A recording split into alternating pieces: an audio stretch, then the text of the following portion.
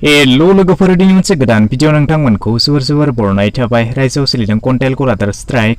बेबायदि समावनो गिबि खेबनि थाखाय आसाम पुलिसा हमनो मोनदों सासे कन्टेल गलादार।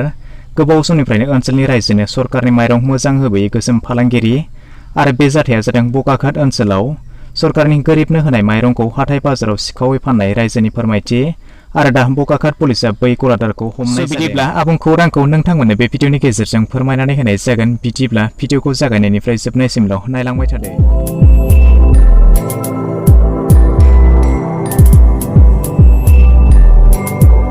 साननैसो सिगांनिफ्राय रायजोनि गिबि मन्त्रि डक्टर हिमन्त बिश्व शर्मा बिथाङा कन्टेलनि गलादारनि सायाव बाथ्रा बुंबोबाय थादों। डिटिअ अफिस दालालि हानि दालालि आरो बेनि उनावनो थांखि लादों कन्टेल गलादार दालालिनि सायाव। गिबि मन्थ्रिया फोसावनायनिफ्राय 48 घन्टानि उनावनो थारखौ मोगथाङाव लाबोनो हामारबाय।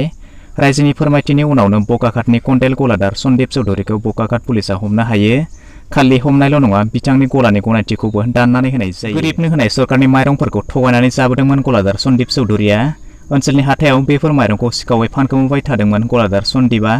बाथ्राखौ मोनथिनानै रायजोफ्रा गलाघाट पुलिसनो खौरांखौ होदोंमोन आरो बेनि उनावनो सन्दीप चौधुरीखौ पुलिसा हमनाय जायो।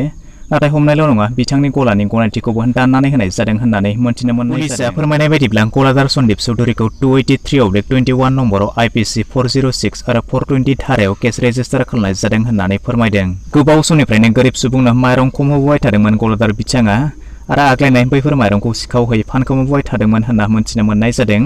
बिथांखौ दा बिजिरसालिसिम दैथायहरनाय जागोन होननाबो खौरां मोननाय बायदिब्ला रायजोनि मोनफ्रोम ओनसोलावनो बेबायदि माइरंनि गोसोम फालांगिरि थानो हागौ होनना पुलिस बिफाना सानना लानाय जादों आरो थाबैनो मोनफ्रोम ओनसोलाव बेनि थाखाय सरकारा नायबिजिरनाय हाबाखौ जागायगोन होनना फोरमायदों। जुदि नोंथांनि साखाथि ओनसोलावबो बेबायदि नुनाय एबा मोननाय जादोंब्ला थाबैनो आसाम सरकारनिसिम खौरांखौ हरनो थाखाय रायजो राजाखौ खावलायनाय जादों।